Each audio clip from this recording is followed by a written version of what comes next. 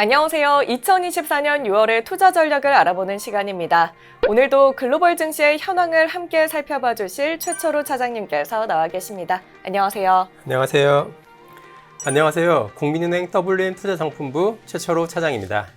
네, 차장님, 이제 여름의 시작을 알리는 6월입니다. 어떻게 한 달간 잘 지내셨나요? 네, 화창한 날씨 속에 잘 지내왔습니다. 5월에는 공휴일이 많아서인지 유독 시간이 빠르게 지나간 것 같습니다. 네, 그쵸. 저도 지난 5월은 시간이 정말 빨리 지나간 것 같아요. 이제 6월이 되면서 본격적인 더위가 찾아올 텐데요. 이 영상을 시청하시는 모든 분들이 무더위에 지치지 않고 건강한 나날을 보내길 바라겠습니다. 그럼 이제 증시 동향부터 살펴보도록 하겠습니다. 차장님, 지난 5월의 흐름에 대해서 먼저 리뷰를 해주실까요? 네, 5월 글로벌 증시는 미국의 4월 소비자 물가지수가 시장 예상치를 하회하면서 인플레이션 둔화 기대에 따라 통화 긴축 우려가 완화되면서 상승세를 보였습니다. 연초 이후 물가 지표가 반등하면서 금리나 경로에 대한 불확실성이 커졌었는데 이번 물가 지표 발표 이후 디스인플레이션 기대가 재차 높아지면서 위험자산 선호 심리가 강화되는 모습입니다. 아울러 미 연준이 빠르면 올해 하반기에 금리를 인하할 것이라는 기대와 더불어 1분기 기업 실적이 호조세를 보이면서 미국 3대 지수가 사상 최고치를 경신하기도 했습니다. 다만 여전히 매파적인 스탠스를 보이는 연준 위원들의 발언과 단기 급등에 따른 차익 매물이 출회되면서 월 후반부 들어서는 상승폭을 일부 반납하는 모습입니다. 네, 물가 우려가 다소 완화되었던 5월의 증시 동향을 들어봤습니다. 차장님, 금리 인하 기대가 다시 높아졌다고 말씀을 해주셨는데요. 연준의 통화정책 전망에 대한 추가 설명 좀 부탁드립니다. 네, 우선 연준의 통화정책이 완화 기조로 전환하기 위해서는 인플레이션 둔화가 이어져야 합니다. 험난한 과정을 거칠 것으로 예상했던 인플레이션은 4월 미국 CPI 발표 이후 물가 안정에 대한 기대가 다시 강화되는 모습인데요. 아울러 연준이 통화정책에 참고하는 핵심 물가 지표의 하방 경직성이 완화되면서 하반기 금리 인하 사이클이 시작될 것이라는 전망이 힘을 얻고 있는 상황입니다. 다만 연준 위원들이 여전히 통화정책에 대해 신중하면서도 매파적 스탠스를 보이고 있고 현재 물가 수준이 금리 인하에 대한 확신을 갖기에는 불충분한 수준이라는 점에서 향후 2에서 3개월 동안의 물가 경로가 연준의 인하 여부를 좌우할 전망입니다. 만약 3개월 동안 물가 지표가 하락세를 보인다면 연준의 금리 인하 가능성이 높아질 것으로 판단하는데 그 시점은 9월이 될 것으로 예상하고 있습니다. 또한 이러한 디스인플레이션 기조 속에 11월에도 추가 인하를 예상하면서 연준은 올해 2회 금리 인하를 단행할 것으로 전망합니다. 네, 연내 인하가 예상되는 연준의 통화정책 전망에 대해 확인해봤습니다. 이제는 KB하우스 뷰의 변화를 알아볼 시간인데요. 6월에는 어떤 변화가 나타났을까요? 네, 6월 KB하우스 뷰는 신흥국 채권, 하이힐드, 리츠에서 변화가 나타났습니다. 신흥국 채권은 장기 투자 매력도가 5점 척도를 기준으로 4점에서 3점으로 한 단계 하락했는데요.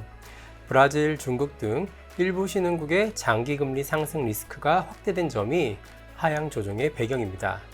그리고 하이힐드는 단기 투자 매력도가 3점에서 4점으로 한 단계 상향되었는데요. 현재 리스크가 침체 리스크가 낮고 기업의 부도 리스크도 완화된 점이 상향 조정의 주요 원인으로 꼽을 수 있겠습니다. 마지막으로 리츠 자산군은 데이터 센터 및 견조한 주거 자산에 대한 선호가 지속되는 가운데 금리 인하 기대를 반영하면서 단기 투자 선호도를 2점에서 3점으로 한 단계 상향 조정했습니다. 그리고 추가적으로 5월 월간 자산군별 지역별 성과를 살펴보면 주식 자산군 중에서는 미국 증시의 성과가 가장 양호한 흐름을 나타냈습니다. 금리 인하 기대와 더불어 양호한 실적 모멘텀을 보유 중인 기술주가 강세를 보이면서 증시의 상승을 뒷받침하는 모습입니다. 한편 가장 약세를 보인 자산군은 국제유가입니다. 불과 1개월 전만 하더라도 지정학적 리스크 확대 우려로 강세를 보였던 국제유가는 지정학적 리스크 완화와 수요 회복 지연에 따라 80달러를 하회하는 흐름을 보였습니다.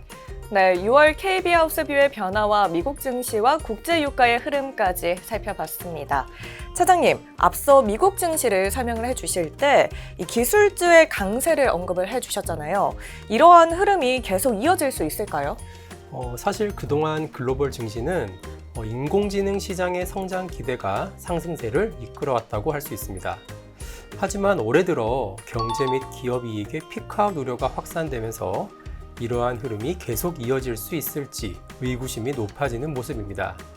실제로 미국 GDP는 소매 판매와 고용 지표가 둔화 조짐을 보이면서 하반기에는 성장세가 점진적으로 약화될 전망이 대두되고 있는데요.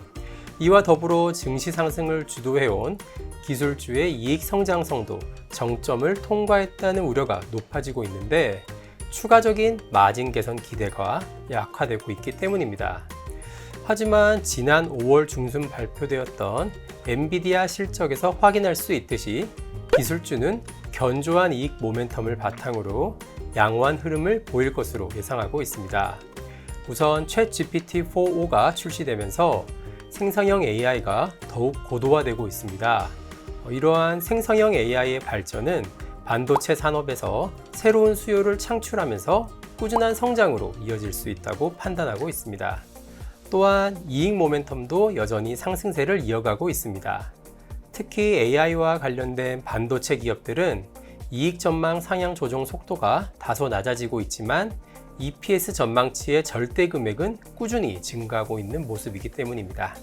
네, 그렇다면 추가적인 질문을 하나 더 드리고 싶은데요. 기술주가 워낙 많이 올라와 있기 때문에 이 불안을 느끼는 투자자들이 많을 것 같습니다. 랠리가 꺾이는 시점 어떻게 판단을 해야 할까요?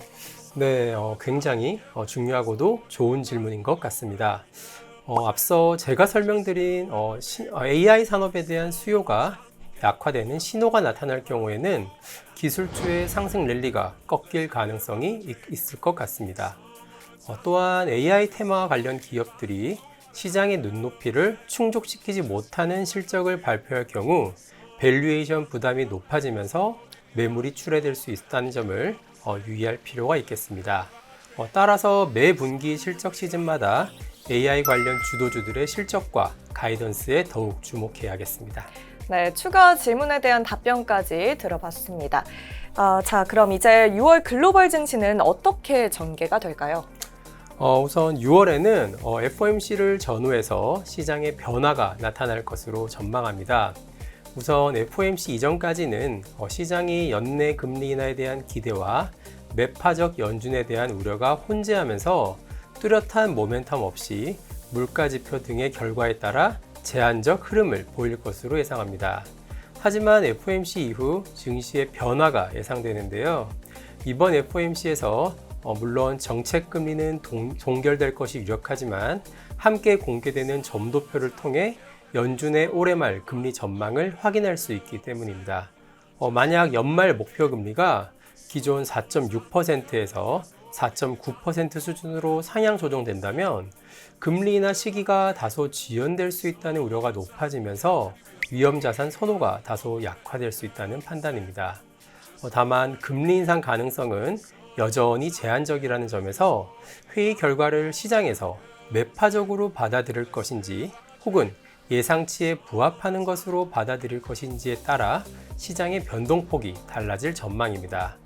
만약 매파적 결과로 해석이 된다면 현재 증시가 금리 인하 기대가 과도하게 반영되어 있다는 점에서 일부 조정이 불가피할 것으로 예상합니다. 네, 6월 증시 전망을 살펴봤습니다. FOMC 결과에 따라서 변화가 나타날 수 있다는 점 꼭 기억하도록 하겠습니다. 자, 이제 마지막으로 6월에 주목해야 할 이벤트는 어떤 것들이 있을까요? 네, FOMC에 대해서는 앞서 충분히 설명을 드렸기 때문에 다른 이벤트 두 가지를 말씀드리겠습니다. 먼저 6월 12일에는 미국의 5월 소비자 물가지수가 발표될 예정입니다. 인플레이션이 둔화되기 시작했지만 아직 연준이 금리 인하에 대한 확신을 갖기에 충분한 수준이 아니라는 점에서 향후 2에서 3개월 동안 물가 지표에 대한 꾸준한 관찰이 매우 중요한 상황입니다. 따라서 물가의 둔화 추이가 지속되는지 확인할 필요가 있겠습니다. 두 번째로는 6월 27일에 미국 대선 공개 토론이 예정되어 있습니다. 보통 11월 대선을 앞두고 9월 이후에 세 차례 진행하던 기존의 관행을 깨고 6월과 9월 두 차례 공개 토론을 진행하기로 합의하면서 대선 레이스가 본격화될 것으로 전망하는데요.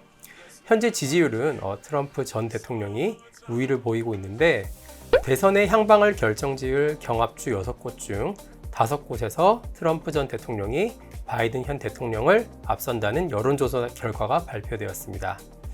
바이든 대통령이 경합주에서 밀리는 것은 인플레이션, 멕시코 국경, 가자지구 전쟁 등으로 지지율이 하락했다는 분석이 제기되고 있습니다. 따라서 바이든 대통령은 예년보다 빠른 공개 토론회를 통해 지지율을 끌어올리려는 노력을 할 것으로 예상하고 있습니다. 네, 6월의 주요 이벤트로 미국 5월 CPI와 미국 대선 첫 공개 토론 일정까지 확인해 봤습니다. 오늘 준비한 내용은 여기까지입니다. 7월에 다시 찾아뵙겠습니다. 감사합니다.